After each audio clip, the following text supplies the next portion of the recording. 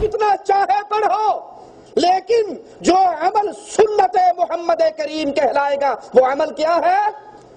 11 رکعت۔ آپ کو یہ 20 رکعت ٹھیک ہے، ہمیں منظور ہے، آپ انڈیا پاکستان میں 20 رکعت نماز پڑھاؤ ویسے جیسے شیخ سدیس اور شیخ شریم پڑھاتے ہیں، میں آپ کے پیچھے اگر پڑھنے کے لیے تیار ہوں۔ اب جس نے 1 گھنٹے میں 8 پڑھنی ہے اس کی آواز کیسے ہوگی؟ الحمدللہ رب العالمین، سکون سے پڑھے گا نا، آرام سے پڑھے گا۔ اور جس نے پتہ بھی گھنٹہ بھی ہے تو بھی پوری کرنے یا نمون اللہ اکبر تعلمون اللہ اکبر وچکار کی ہوا کوئی شے نہیں پتا، الحمدللہ سے شروع ہوگا، الحمدللہ مالک اللہ اکبر سمجھ آتی درمیان میں قرآن۔ ارے بھائی پڑھو، 20 پڑھو، لیکن قرآن کا حق تو ادا کر۔ میں نے دنیا میں کوئی ایسی مسجد نہیں دیکھی جس میں جتنی چاہے تراویاں پڑھی جا رہی ہوں۔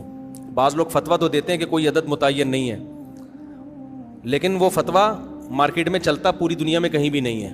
یا تو کہیں پوری 8 ہو رہی ہوتی ہیں یا کہیں پوری 20 ہو رہی ہوتی ہیں، کیونکہ جب آپ کہیں گے نا جتنی چاہو پڑھ لو، امام نے ایک دن 8 پڑھا دی، اگلے دن 12 پڑھا دی، پبلک پکڑ کے امام کو کوٹ دے گی کہ ابے تو کیونکہ مائنڈ لوگ لے کے آتے ہیں پہلے سے کہ ہم نے کتنی پڑھنی ہے، کتنی ہوں گی یہاں پہ۔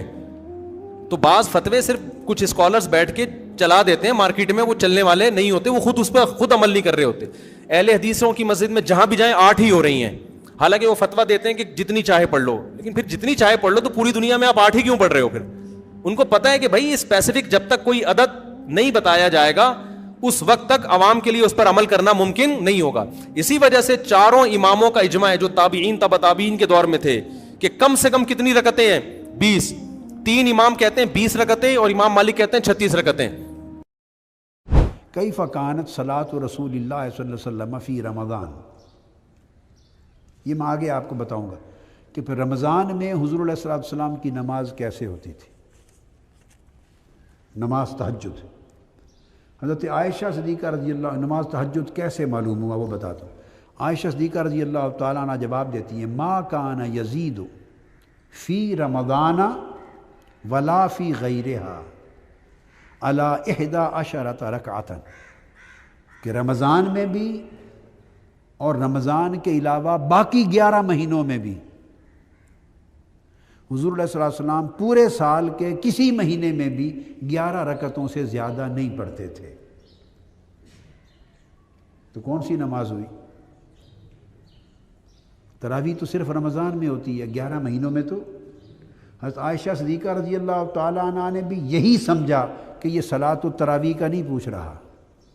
اگر وہ سوال سائل کی بات سے یہ سمجھتی کہ یہ نماز تراویح کا پوچھ رہا ہے تو ولا فی غیرہا بولیے نہ فرماتی، چونکہ صلاۃ التراویح تو غیرہا میں ہے ہی نہیں، غیر رمضان میں، رمضان کے علاوہ باقی 11 مہینوں میں تو ہوتی ہی نہیں ہے۔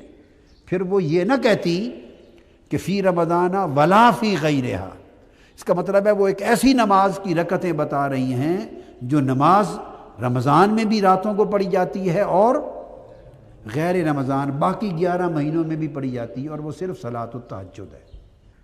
یہ جواب دیا، پھر 4 پڑھتی، پھر 4، اور پھر اس کے بعد آگے وطروں کا ذکر ہے سارا۔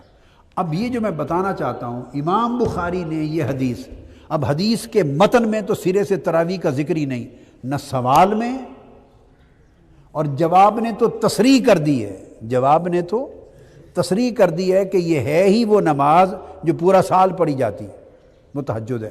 امام بخاری نے کیا کیا، اب بعض لوگوں نے اس کو تراویح بلا وجہ اس لیے سمجھ لیا کہ امام بخاری نے اس حدیث کو درج کیا ہے کتاب صلاۃ التراویح کے تحت، چونکہ انہوں نے کتاب صلاۃ التراویح کے تحت درج کیا ہے، انہوں نے بلا وجہ اس کو، اس حدیث کا اطلاق نماز تراویح پہ کر دیا، جبکہ سمجھ لیں کہ اس کتاب، اس عنوان کے تحت درج کرنا یہ تو حدیث نہیں ہے، یہ تو امام بخاری کا فہم ہے۔ اللہ نے ہمیں ایک نماز عطا فرما دی جس کو ہم آج صلاۃ التراویح کہتے ہیں۔ میرے نبی کے زمانے میں اسے قیام اللیل کہا جاتا تھا، اس لیے حضرت عائشہ رضی اللہ تعالیٰ عنہ کی روایت ہے جس سے 8 رکعت والے حضرات استدلال کرتے ہیں کہ رمضان اور غیر رمضان میں اس کو امام بخاری نے قیام اللیل کا ہی عنوان دیا ہے، آپ نے 11 رکعت سے زیادہ نماز نہیں پڑھی۔ ایک ضعیف روایت میں ہے کہ آپ نے 3 دن پڑھائی نماز، یہ تو صحیح روایت ہے۔ کتنی رکعت پڑھائی؟ تو ایک ضعیف روایت میں ہے کہ 20 رکعت پڑھائی۔ اچھا، ضعیف روایت سے عبادت ثابت نہیں ہو سکتی حکم شرعی، تو جب حضرت عمر رضی اللہ تعالیٰ عنہ نے سب کو، اب میرے نبی کے دور میں 3 دن کے بعد آپ تو آئے نہیں کہ کہیں فرض نہ ہو جائے، تو صحابہ اپنے طور پر قرآن سنتے تھے ٹولیوں میں۔ صدیقی دور میں 2 سال وہ فتنوں میں گزرا، تو اس میں بھی اسی طرح چلا کہ ٹولیوں میں ہوتے تھے۔ حضرت عمر رضی اللہ عنہ کے زمانے میں حکومت مضبوط ہو گئی، طاقتور ہو گئے، تو ابتدائی سالوں میں نہیں، چند سالوں کے بعد اب مسجد میں تشریف لائے تو لوگ اس طرح کوئی 4 ادھر 4 ادھر 5 ادھر 10 ادھر 20 ادھر، تو کہنے لگے ان کو ایک امام پہ جمع کر دیا جائے تو کتنا اچھا ہوگا۔ تو آپ نے سب کو اکٹھا کیا اور ابی بن کعب رضی اللہ تعالیٰ عنہ کو امام بنایا، اور سب کو ایک نماز پہ جمع کر کے 20 رکعت کا حکم عطا فرمایا۔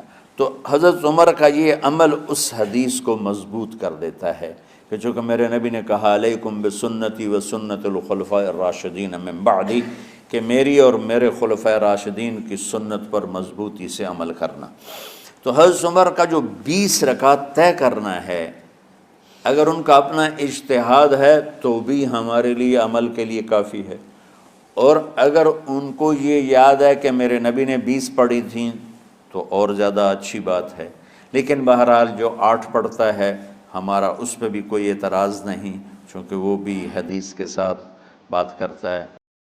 حضور نے تراویح کی نماز یا قیام اللیل نہ اسے فرض قرار دیا، نہ اس کے بعد جماعت کوئی اہتمام کیا مستقل، صرف 3 راتیں آپ نے جماعت کروائی ہے، اس میں 8 رکعتیں آپ نے پڑھی ہیں کہ جو آپ کا معمول تھا تہجد کا، وہی پڑھی، اور تہجد کے وقت ہی جماعت پڑھی۔